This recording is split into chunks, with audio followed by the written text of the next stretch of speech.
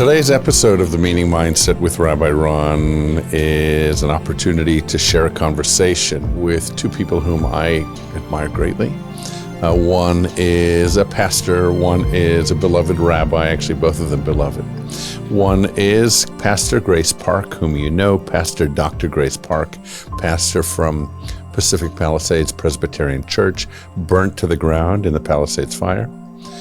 And the other is Rabbi Dr. Stephen Carr Reuben, renowned Rabbi Emeritus of Kehilat Israel. It's a Reconstructionist Jewish congregation in Pacific Palisades. The synagogue is standing post-fire, but Rabbi's house, sadly, is not. We're going to have what I think is a moving, certainly intriguing and inspiring conversation about losses, about the aftermath of tragedy, of fires, and about rebuilding, and about all the things that matter to people who are intent on living meaningful, meaning-filled lives. Let's get straight to that conversation. I remember after the Woolsey fire, we weren't allowed into our neighborhood, Malibu Lake, and my son and I jumped on the back of a pickup truck. I may have told this to you. And we were desperate to see if the house was there. We were told it was gone. Somebody else said, no, your house made it, but everything around it's gone. You know what that's like from the Palisades fire. The randomness of it. And we got on the back of a pickup truck. I remember you, my son, with a backpack on. And we walked up our road, which is rural, no street lights in Malibu Lake. And it was just monochrome. You know, it went from full color to black shades of gray and white. It was just ash, melted cars, homes obviously gone. Right. And then we turned to our house and saw green and red of all the flowers and yellows of the daisies and the house standing, the only wooden house among those houses, the wooden house standing. Oh my By the way, goodness. with leaves on the roof, because I'd been out of town and forgotten to clean the leaves.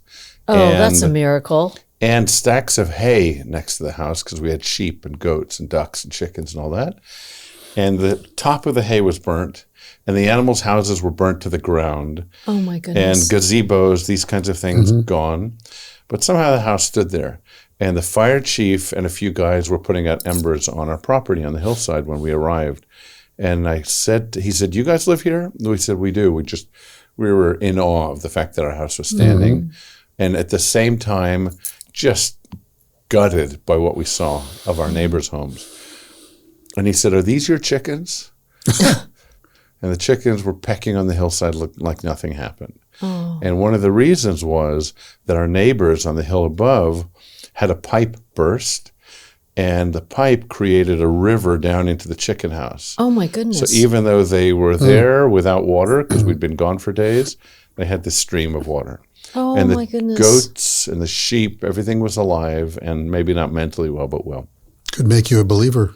Yeah, exactly. Something. Exactly. So this isn't about veganism, but maybe it is. Exactly. What was your experience of realization that your house was gone?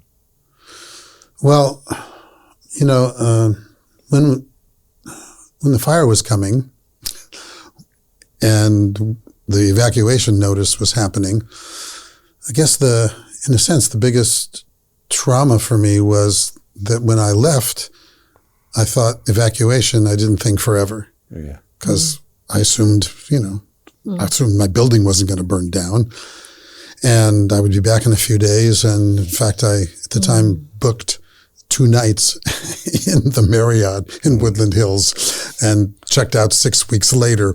So I haven't been back. I never went back. It was just, I kept seeing pictures because people kept sending me, I think this is where your condo building was. So I would see that the building was gone, and it was so traumatic just to see the pictures that the last thing I wanted to do was actually see it live or dead, as the case may be. Well, I need to tell you, Rabbi and I were actually texting and calling that morning as the fires broke out. And I remember he and I were both just commiserating on how the town was going up in flames. Yeah. And I remember the last thing that he said to me before we hung up. He said, if my house is gone, it's gone. and there's nothing much that I can do. And he was remarkably at a place of peace with it. Well, it was it's one of those weird things that mostly it's stuff. So a lot of it's wonderful stuff. I had great stuff. My wife had great stuff. Loved our home. It was beautiful. I'll tell you the most amazing irony. We had been planning on selling our condo sometime in the next year. And the Monday before the fire, the day before, someone was in my home looking at my home and said, yes, I'll buy it. Wow. The day before, my wife was actually in Costa Rica that week, so I was there alone. Guy said, I'll buy it. As soon as your wife gets back, we'll agree on a price and it's done. And the next day it burned to the ground. So it was one of those, if this was in a movie, no one would think it was real. They would say it's so contrived and that's never going to happen. So mostly it was stuff, the things that hit me the hardest were like the little wooden boat that my daughter made in kindergarten for our first Abba Day, because I was her stepfather, that I had sitting on my shelf every day that I looked at. And my mother died 2 years ago.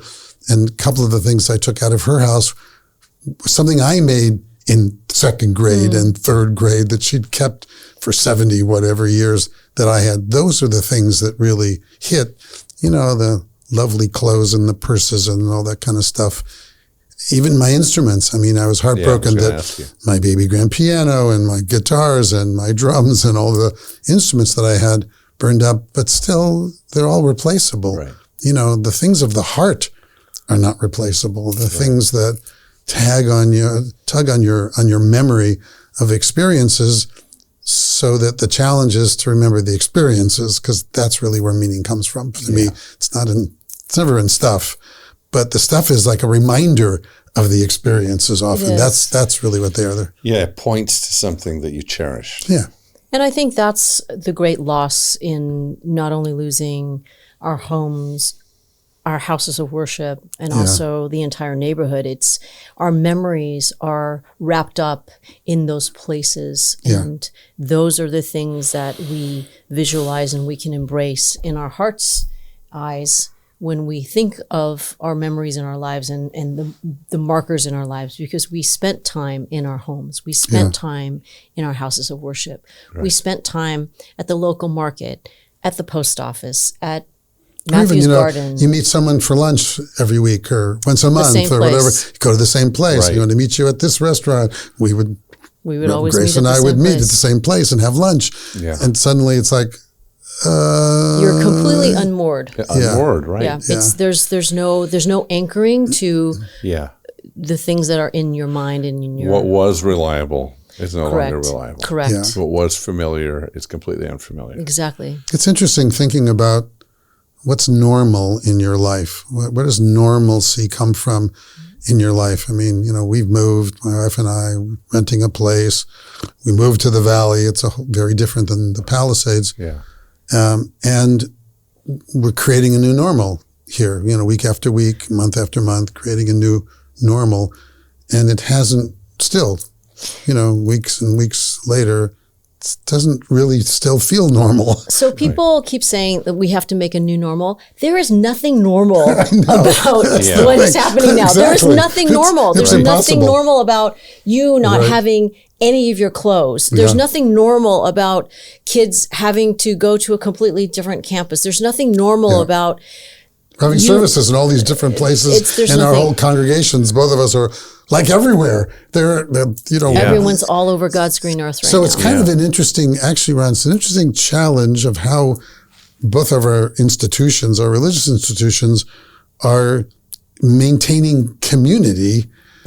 Without the focus of being in the same building, that everybody was in. Did either of you ever serve at a synagogue or church that didn't have its own home at a stage? No. So that's the thing. Houses of worship are usually brick and mortar. So you always had that grounding. You always walked to a place where you would serve the It's like a focus, Right.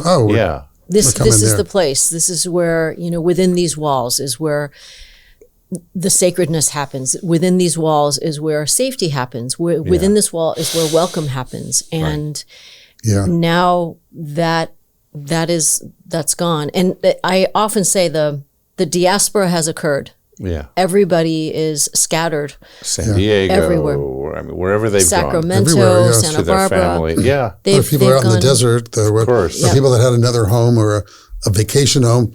They just moved into there. Yeah. The reason I asked that is about whether you've ever served in a church or synagogue that didn't have one. We didn't always have a building. So our synagogue is almost 39 years old. I've been here 29. And when I came, we were at a church. And there was no talk of a home because the whole point was to say we don't need that to be a community. Right. Yeah. Right. The community, the church, as you say, is her people. Right. Well, that was very, very palpable in our synagogue. We moved from a Scottish church, Kirk of the Valley. Oh, yes. To the Hilton because we outgrew the church. And now we were in the big ballroom of the Hilton on Friday nights. Oh, my goodness. And then we thought, well, we've outgrown this. And it really demands more now. We wanted to grow programming and give people more than just a service and an education. And then we ended up in a building. But I still have a kind of memory that this matters, but not completely. And I think that's such a great philosophy to live by and something that I am personally, as a pastor, and I'm sure you in your synagogue, I am trying to remind our people that what we have, the faith community, is something that is not just bound within walls. Right. Because the faith community is her people. And so for you to have gone from a different direction, I think that is what makes us stronger, to realize that we don't need a physical brick and mortar to anchor ourselves in something, because it's something that is greater than that. Yeah. And I think that's important for everybody to remember. We also had the experience of, since I was at KI, of building a new building. Oh, that's right. You So were meeting I someplace wondered what the else. timing was. While we tore down our old building, we had services next door in the Lutheran church. Right. We had our religious school in the Methodist church. We had our ECC program up in Temescal Canyon, and everybody was everywhere and perfectly happy being anywhere. It didn't matter that it was a Jewish space. Yeah. It was a Jewish communal space because we were there doing what we were doing. Plus my synagogues, I think a lot of the growth of my synagogue is because there's so many interfaith families, and because I personally, as a rabbi, have always been very interfaith, open, embracing, and non-judgmental about that. So, it's one of the reasons we grew a lot, is because people felt comfortable and not judged by Well, whatever. I think that's what everybody looks for, right, in their faith. You hope. Yeah. Yeah, but it's interesting They don't that get it. sometimes the church, the edifice, the synagogue can be foreboding. Some people can Absolutely. say, Yes, it's intimidating. especially as an interfaith family, Yes. you might go, I don't feel comfortable taking my daughter to classes in fill in the blank. Right. And yet somehow we know that if we can create not a tall, beautiful door, but a wide open door through our philosophy, through our heart, Our theology, then people will go, sure. oh, there's nothing threatening. I just need to have the courage to take the first step, and I'll be met by people who care about me. It's beautifully put. A wide door. We had a great experience of our religious school being in the Methodist church in the Palisades, because like many churches, they have a lot of stained glass windows. Yeah. So all around that church, which was one of the oldest ones in town, it was depictions of Jesus's life from start to finish. So one of those stained glass windows was Jesus having a bar mitzvah, standing there holding a Torah, whatever. So I had all these kids from the religious school of the synagogue in there, and every week I go, okay, look over here. That's great. Look over here. Remember where you are. When Jesus look was over in the here. temple. Jesus was like Yeah. doing That's great. Jewish things like you're doing, Right. having a bar mitzvah like you're having. That's great. So that was like, it was instant connection Yeah. of, there's more that unites us than divides us. The people are sure. fundamentally people. For sure. We were talking before we started recording about the comma moments in our lives when we think we've come to the end of a story and now we know the result. It's awful. It's wonderful. Yeah. But I think we've learned that these are commas. They're not even semicolons. They're points, breath marks, experiences. Doesn't mean that they're not real or even horrific, painful, great losses, but we know that we endure and we move forward. Yes. What does that look like for you personally and as leaders of communities? I think about when I got divorced. I was married once before my current marriage. We're about to celebrate our 41st anniversary, so this one's been working out pretty well so far. But I remember when I got divorced, suddenly I was in a congregation in the Valley, Temple Judea at the time. Suddenly people started coming to me to talk about their divorces and the struggles they'd gone through because they saw that I had been through something similar, and they decided that I could relate and connect on that way. And this experience, this dislocation, this having my home burned to the ground, this suddenly being the receiver of tzedakah and not just the giver of tzedakah, Amazing. Where people are going, okay, here's all these people are setting up these nonprofits and giving clothes. Go get some clothes. And my resistance, I was so conscious of, boy, that's not me. That's not my role. I'm the rabbi. I'm the, and finally going, what am I, crazy? I'm going and showing up and, in fact, accepting clothes and things that people were giving, experiencing the most amazing generosity of spirit and heart from random stores, in the mall who said, oh, are you a victim of the Palisades fire?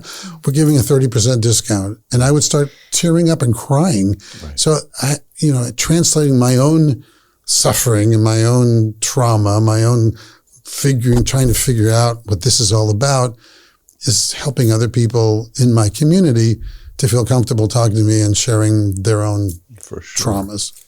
I think for all of us, as the longer that we live and the more that we grow in spirit, we realize that life is indeed a series of events, markers in our lives, and they're good and they're bad. And as we grow older, I think that we're able to see with a little bit more perspective to say, this is not so good, but tomorrow it might be different.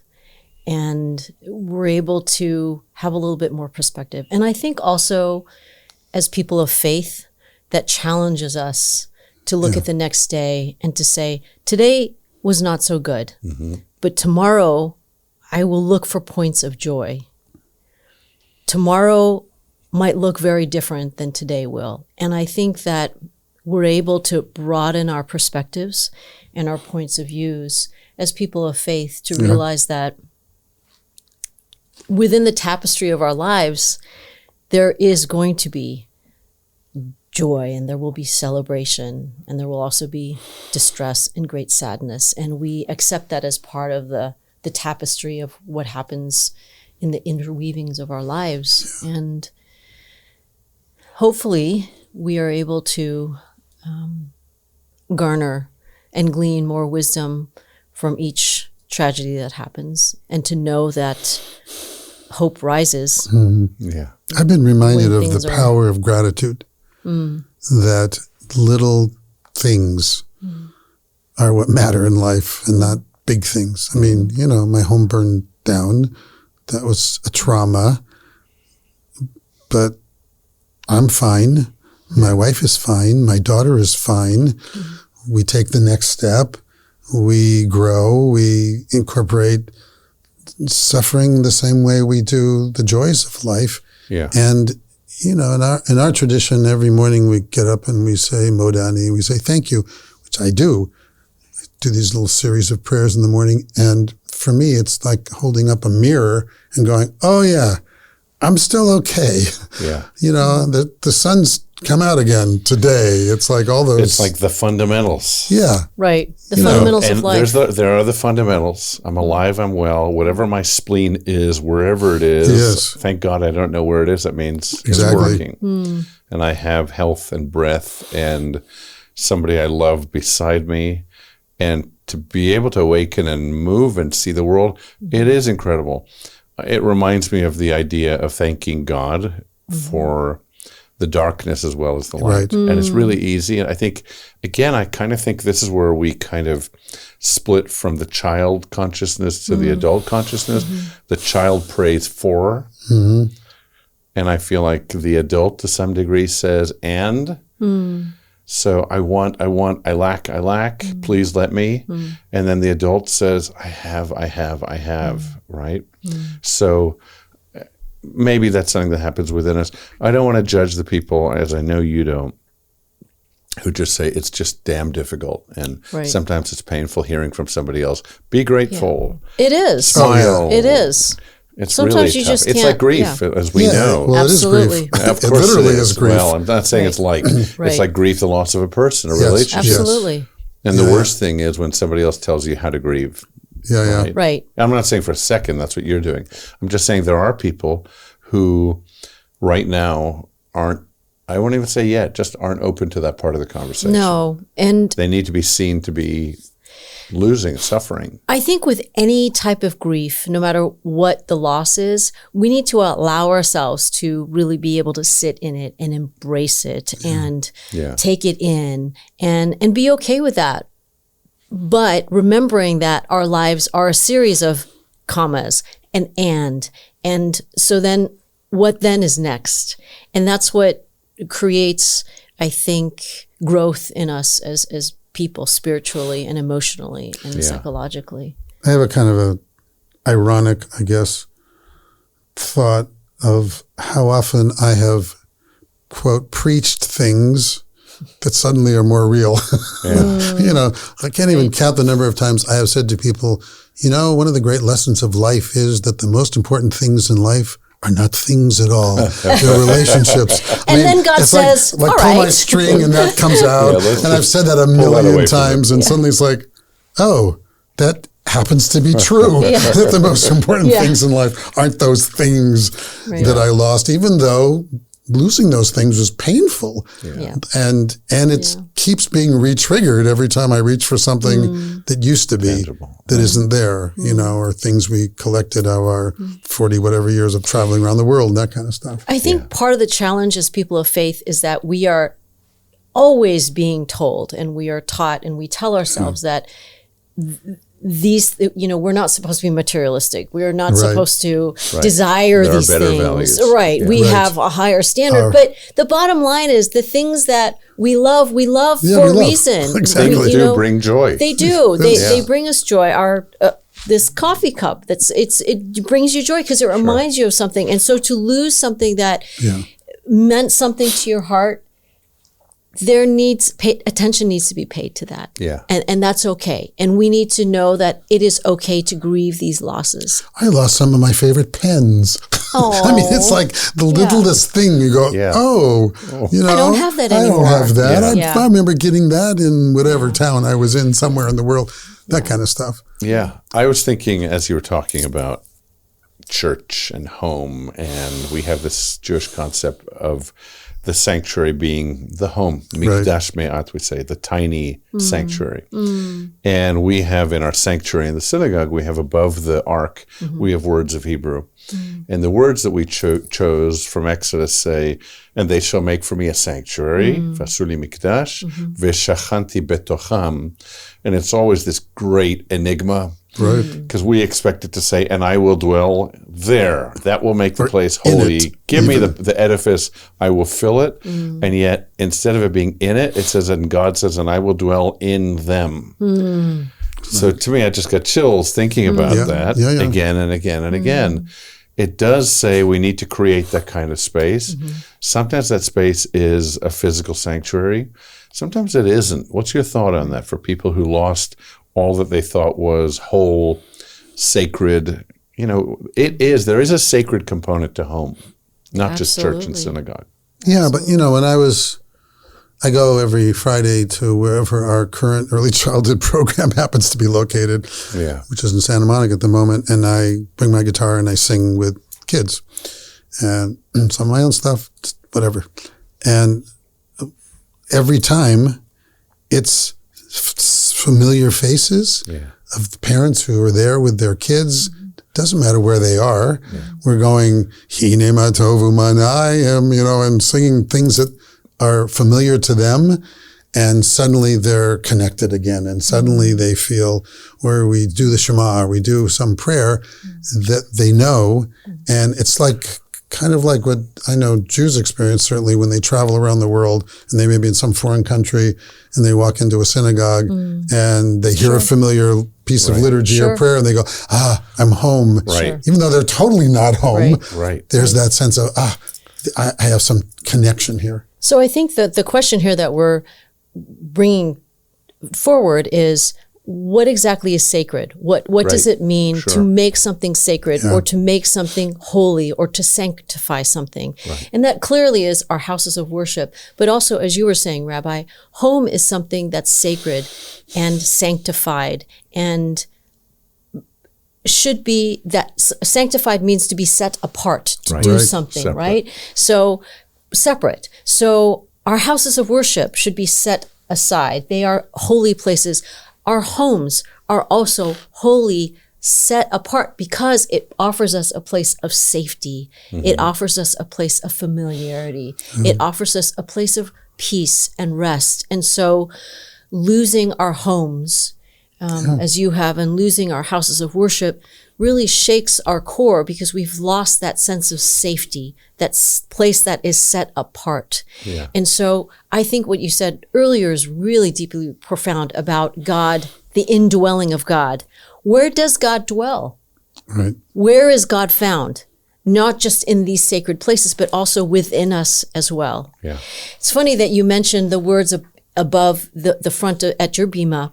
We were currently working on a project in our house of worship before it burned down. We were going to have words installed above our prayer wall. We have a prayer wall inside of our sanctuary. You've seen it, that looks very much like the Western wall, the Wailing Wall, where people insert their prayer requests, their papers in that wall. Above that wall, we were working on an etching that was going to say, we walk by faith and not by sight. So what does it mean when we walk by faith, when we do not have those places anymore that we can see? What we saw is no longer visible. Correct. What about for each of you? We have a shared biblical tradition. We also obviously have differences in terms of the narrative as well as the beliefs that come out of it. What inspires you in these moments? What moments in our collective history may resonate with what you're going through, what your community is going through? Well, you and I were just talking about this as we were getting coffee earlier. My sermon that is coming up in a couple weeks, I'm going to be talking about the Israelites wandering in the desert and being led by wandering Jews, being led by the cloud and the pillar of fire. And this is something that I think is very palpable and tangible right now, when everybody feels like they don't have a home. Led by the pillar of fire in our current context. A little painful, right? And then my last sermon was the cloud. We'll stick with the cloud. And then my last sermon was a story about Ruth and Naomi, and how their story started in a place of deep tragedy, the loss of Naomi's husband and her sons. One death after another. It was. And Ruth makes a decision in the midst of this horrific tragedy to have a sense of resilience that was not expected. So what does it mean for us to have this resilience? What did it mean for the Hebrews to wander all that time without knowing, with such uncertainty? And this is where I think a lot of folks in the fire feel they don't know the next steps. Well, for me, again, sort of Jewish cliches, the cliches of Jewish civilization, which are something I've also often said over and over as people experience collective tragedies of one kind or another. We've been there before. When you're Jewish and you talk about, let's look at the thousands of years of Jewish history and the wandering and the expulsions and and the loss after literally loss. Every country of temples and the destructions and the Holocaust so I'm reminding people, as I remind myself, yes, we've been through collective tragedies, individual tragedies. We've been scattered throughout the world. There's only 10 of us in the whole world anyway, small little group. And we take a breath, we pick ourselves up, and we take the next step, and we create meaning and community wherever we happen to be. Yeah. And that's what we're doing now. We're wrestling with how do we continue to feel this connection and what matters most in life, which again is never the things or even the spaces. I mean, I obviously, when I dedicated our synagogue back in 1997, put that same phrase from Exodus on the outside of our building, because that's the fundamental truth of community, is that holiness rests in people and not in things. Right. And yes, we constantly need to be reminded of that. This is another one of those reminders. It's like, I've had people in stores constantly say to me and my wife when we're together in a store, you guys have such a great attitude. You guys have such good energy. You have, how are you happy? And the answer always is, well, I have a choice. I get to choose whether I feel happy or not. It's not just determined by circumstances of life. Everybody has tough circumstances. Yeah. Everybody experiences losses of one kind or another. And then you choose how you want to be in the world, how you want to present in the world. You're reminding me, the first episode of this podcast in the last season was with Viktor Frankl's grandson. That's right. And he was amazing, as you'd imagine. He heads the Viktor Frankl Institute in Vienna. Book that changed my life, that book. Yeah, me too. 100%. And that's certainly of That the was two or certainly three. one of them. And he talks, of course, about his grandfather's understanding of meaning. Yeah. And when I mentioned meaning in our conversation, he said, that's not the way that my grandfather understood it. Because I was talking about ascribing meaning to experiences. And he said, that's not how he saw it. He didn't see it as an overlay, as a response to what happened. He saw it as an understanding of meaning that was there to be discovered. It was already there. I mean, how did he understand the concentration camps and what he saw? And I remember so vividly the imagery from that book. The second half of logotherapy, interesting, but the narrative part, incredible.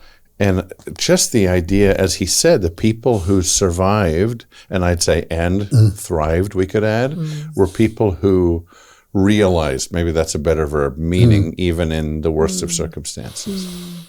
Yeah. And that is the challenge, isn't it? It is. How do we draw that meaning out, or how do we make sense of that at the present moment when things it's kind are of another version of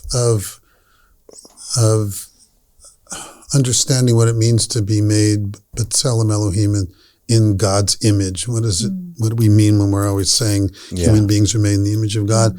And clearly one of the things we make reference to is the creativity of the human spirit, that we are creators and imitate the creationness of God, of godliness. And part of that challenge to create is to create a sense of purpose and meaning regardless of the circumstances we find ourselves in, and sometimes because of challenging circumstances that we find ourselves in, and as a way of reminding ourselves, oh my God, this is up to me. It's up to me to discover the meaning of this moment, to discover the meaning of this relationship, and not shut it off or turn a blind eye to it, but to be open to what this experience can teach me about myself, about my own resilience, about what it means to be in relationship with other people. And which points to the fact that we're best served when we're in this kind of conversation with ourselves. Yeah, that we don't really acknowledge. We think about conversation as spoken, and yet we're doing that. Yeah. If Hopefully we're we growers, are. if we're strivers, I think Right. everybody is to different degrees, at different paces. Yeah. We're growing through the conversation, through the what, the why. Yeah. How do you teach this? How do you think you teach this? I don't know if you have grandkids? No. Oh, okay. I have grand dogs. Grand dogs is more difficult to teach. Yeah. But they might understand They it. never They're just grow up, not those letting dogs. on. That's the problem. Exactly. How do you think we teach this to the next? You talked about ECE. How do you teach these lessons to little humans? Oh, It's a I big look challenge. at parents today. I mean, all of our children, they're adults now, and I look at the challenge of raising kids in these times. It's, oh my goodness, it's so difficult. I mean, look, the tried and true response is always teaching by example. Right. Ultimately, the only thing we can do is be the best versions of ourselves. I wrote a parenting book once, brilliant book. Nobody bought it, but it was brilliant, called Children of Character, Leading Your Children to Ethical Choices in Everyday Life. Yeah, Anyway, I think AI wrote that. yeah, right, exactly. My previous brain. But I remembered I was like on some talk show somewhere about it, and they said, well, like, how would you summarize it? And I said, well, actually, I could summarize the whole book in one sentence, which is essentially, be the kind of adult you want your children to grow up to become. Mm-hmm. I said, but if I did that, no one would buy it because it'd be one sentence. But essentially, that's, I do believe that. I believe that the best we can do is be the best that we can be and model our own struggles, that it's not always easy. There isn't some facile answer to everything. Yeah. Life sometimes sucks, and trauma happens, and trauma is real, and grief is real, and tears are real. And, I've been crying a lot the last couple of months, just wells up out of nowhere with the littlest thing. And to me, that's the best way to teach something, is to be open to that. Let people see you do that. I hope my children turn out to be better humans than I am. I hope so. I think that growing up, who could be a better human than you? I know, that's a great bar. to say. What is wrong with you? I really hope possible. that they turn out to be better humans than I do. But it is a really difficult world to live in now. It is just so hard. It's really hard being human. It's really difficult, and I think that we're hard on ourselves. We're hard on each other. We're so judgmental. I think if we can all learn to step back and be a little bit more gracious with ourselves and also with other people, we might all be in a better place. But that's a really difficult question, Rabbi. Yeah, because some of the learning just happens organically. Sure. It's not going to be found in a book. You as a pastor, I as a rabbi, I'm not going to teach that lesson to kids and expect them to go, oh. Right. The mystery. Yeah, I get it. It's been solved. Right. Yeah. So there's some stuff that happens through falling and through struggling. But these kids right now are kids who survived, endured a pandemic. Yes. They couldn't spell it before the pandemic. Yeah. I mean, they already know something. I don't know, the question about resilience is, when can you measure resilience? Not now. It's like too soon. When somebody's in the struggle, don't ask them what they've learned. Wait till maybe a generation later or 10 years later or a year. I don't know what the timeline is for the circumstance and the person. But at some point, something's extracted from the experience. We hope. And then maybe collectively their math and English scores are not good. We know that. But maybe something on the EQ level in terms of their emotional intelligence, compassion. I wonder if when we had collective trauma, and again, collective trauma and collective trauma, I'd love to say that as divided as we are, polarized. And by the way, I'm hearing that wherever I travel, they are too. So it is in some ways collective polarization. Maybe there's something unifying in all that. Ironically, it would be a great irony if we found unity in diversity. Right. and well, I think it's the biggest challenge today. Yeah. In our world is crossing the divides that artificially separate people, and that people have literally artificially nurtured. That we should be different, and so we can fight, or we can not be you. We can be right. We can be right. People would rather be right than happy. It pretty much is what the world is wrestling with at the moment. They'd rather stand strong with their position, whatever it happens to be. And I think that's our job as clergy, as spiritual leaders, is to model the opposite. To model being non-judgmental, to have wide doors and open arms and big umbrellas, carry big tents, so to speak, which is what I always used to say. We're a big tent. Yeah. So think differently. That's fine. Everybody, how How many versions of God are there? How many people on the planet are there? Right. Well, that's how many there are of what makes something holy and what makes something sacred. 7 billion, 8 billion. Everyone is a one-of-a-kind, unique human being. There's only one of that person. And to me, sort of appreciating that and celebrating that and recognizing that every person is doing the best they can to make sense out of their life. And even if it's totally the opposite of what you believe, politically or otherwise, they're still wrestling with, how does my life make sense?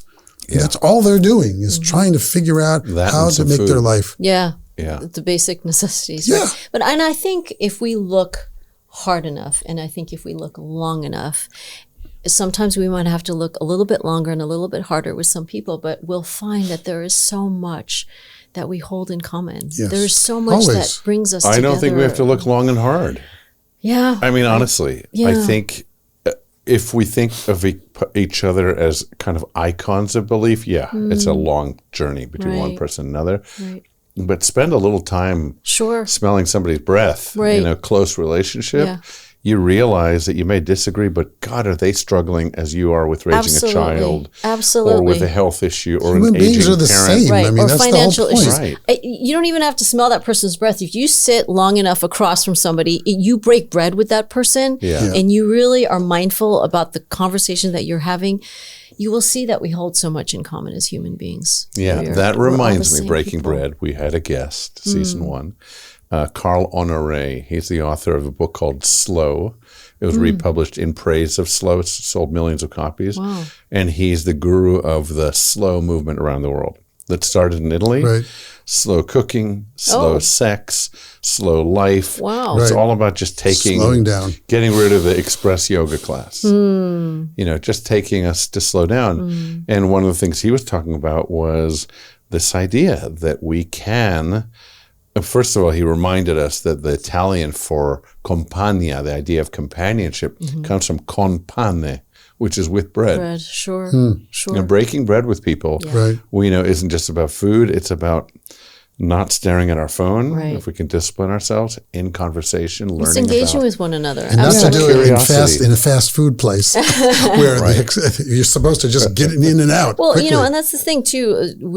I think that there's a huge difference between the way that we eat here, especially in Los Angeles, versus almost anywhere else in the country. Well, I would say, like, especially in Europe. I mean, the act of breaking bread with one another isn't something, how quickly can we get in and out, and not this sense of efficiency, but it's really sitting across from each other and waiting for the food to come out, having different courses in your meals. Why is that? It's not inefficiency. It is about really embracing one another in that time. Yeah, it's about relationship.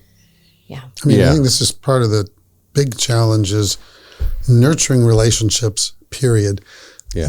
Because as you said, when you sit with somebody, you see yourself reflected in that person. You go, just because their skin's a little different color or their name tag says something different than my religious name tag does, we're human beings, and we have the same needs and the same dreams and the same hopes for ourselves, for our kids, for the people we love, trying to make sense out of life. And when you see that, you go, oh, maybe. Yeah, and it's taking time just to dialogue with one another, like we're doing now.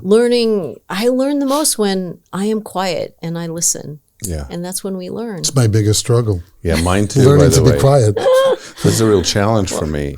And when I started doing this, my son would say to me, Dad, stop talking. Listen, just stop talking.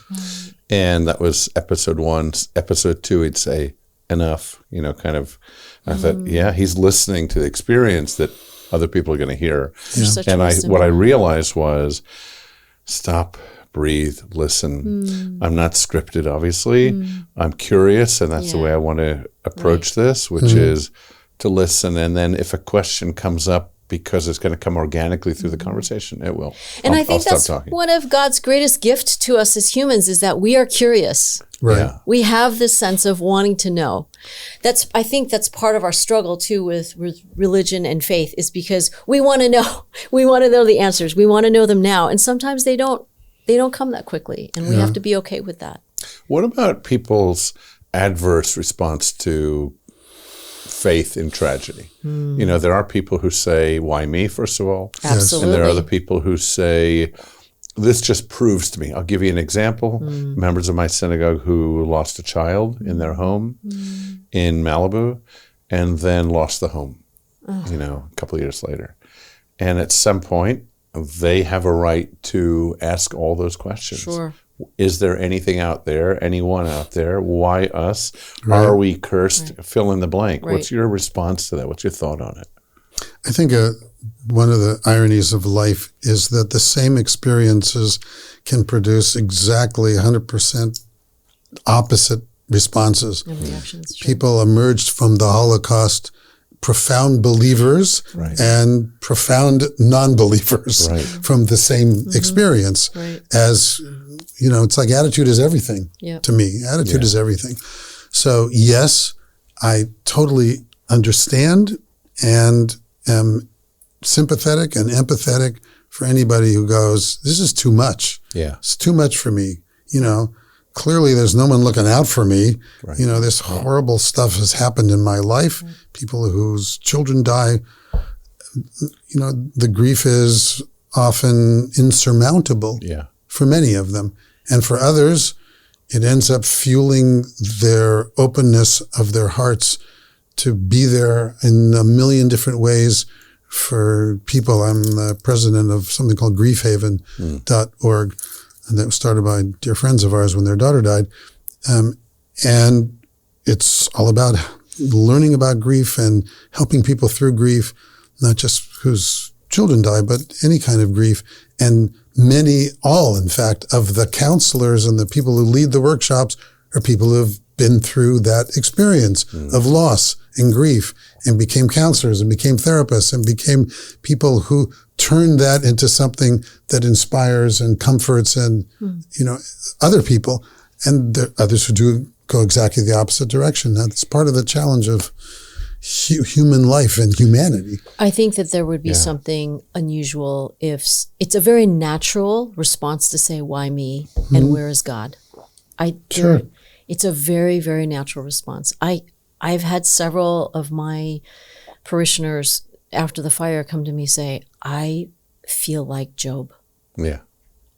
I feel like it's just been one horrific thing after another in my life, and this is just one more thing. Right.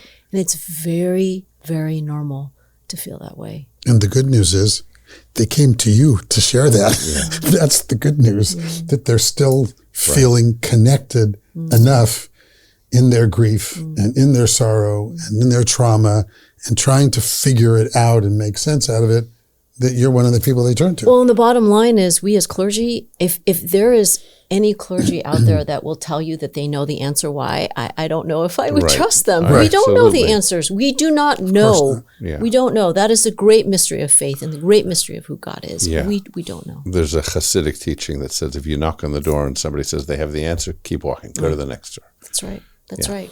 We don't have the answers. You know, wrestling, we're famously the Yisrael is sort of God wrestlers.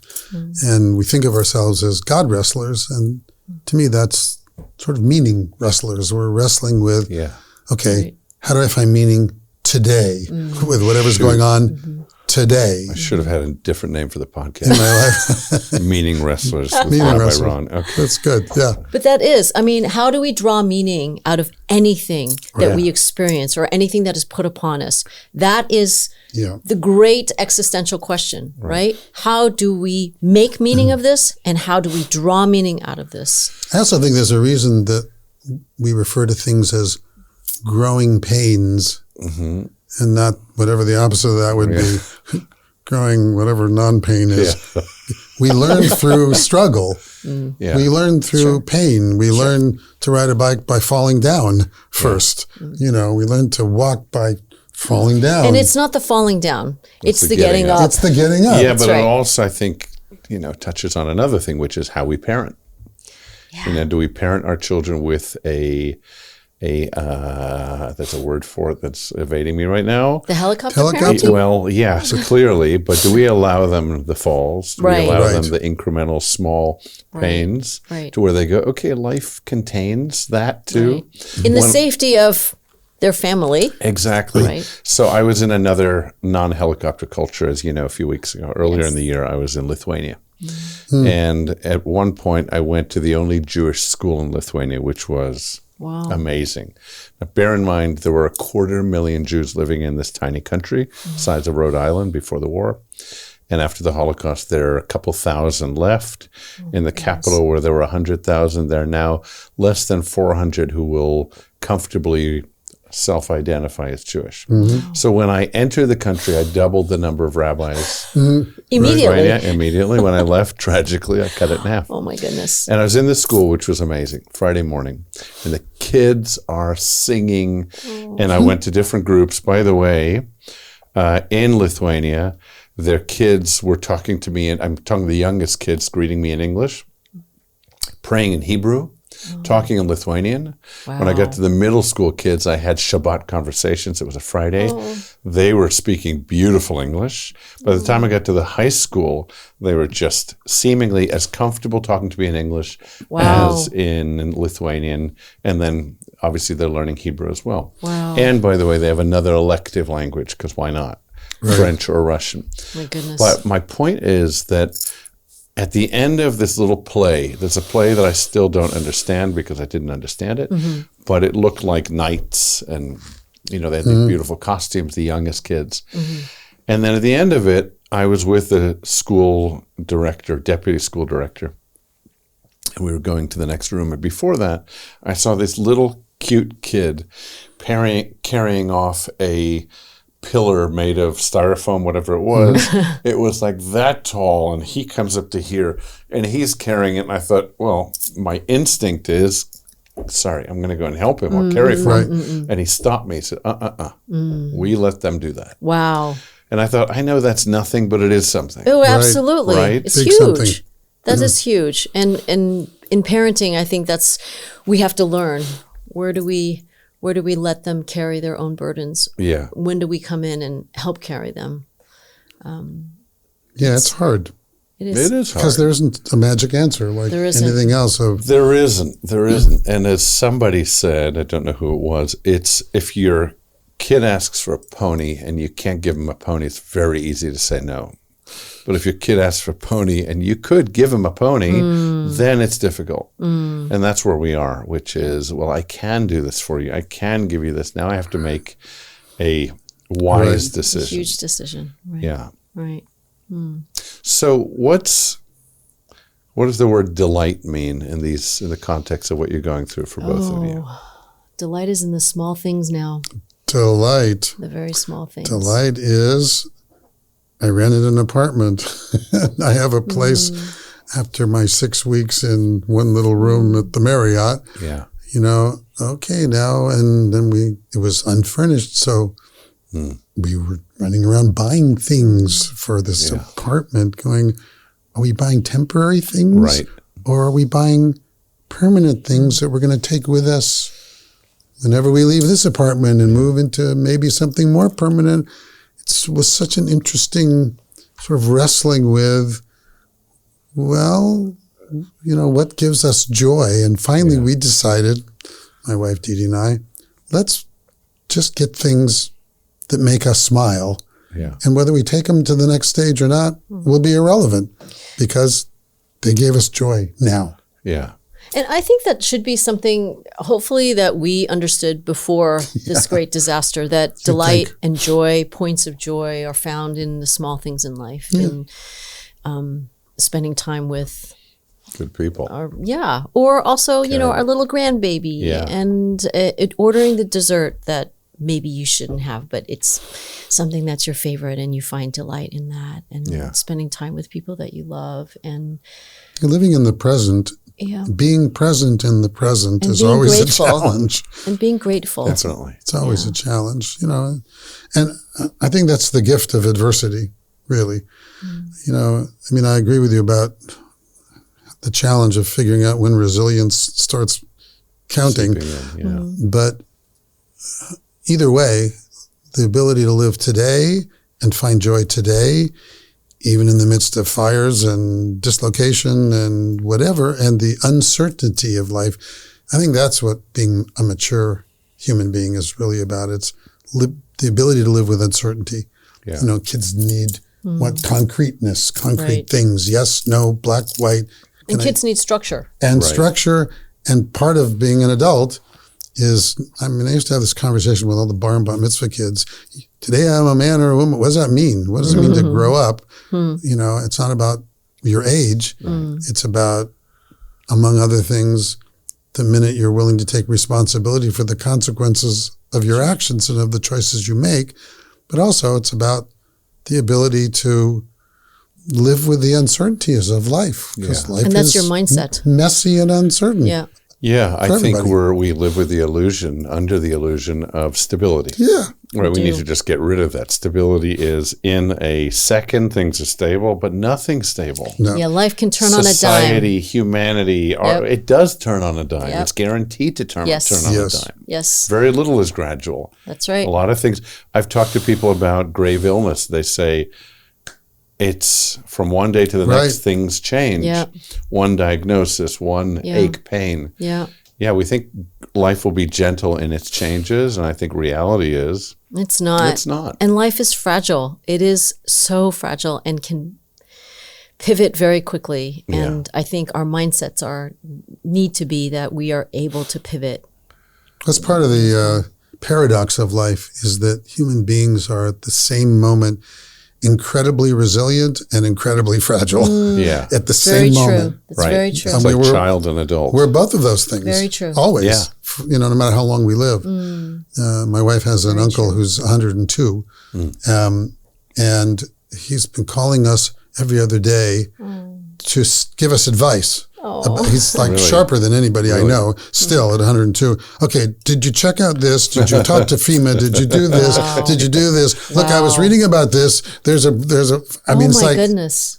he's like remarkable. He's 102.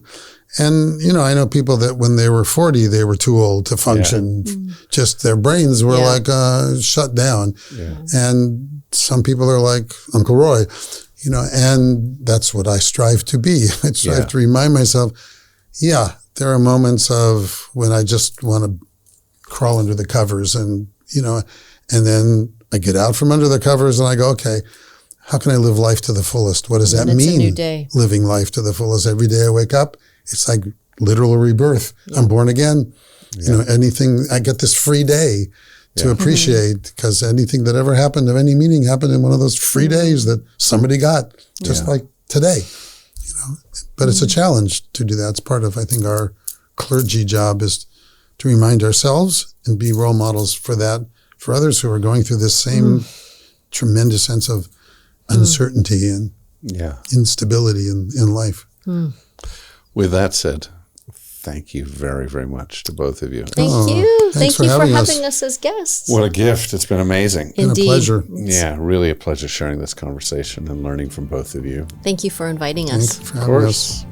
course. Thank It you. was fun. This season is produced and edited by Jonah Lee Paz. Content editing by Bronwyn Lee Paz. Musical theme by Amotz Plesner. Logo art by Janice Rudnitsky. Graphic design by Gusta Lee Paz. Social media management by Morgan Shanahan and Sophie Bergeron. The Meaning Mindset with Rabbi Ron is hosted by Rabbi Ron Lee Paz. Find us wherever you find your podcasts.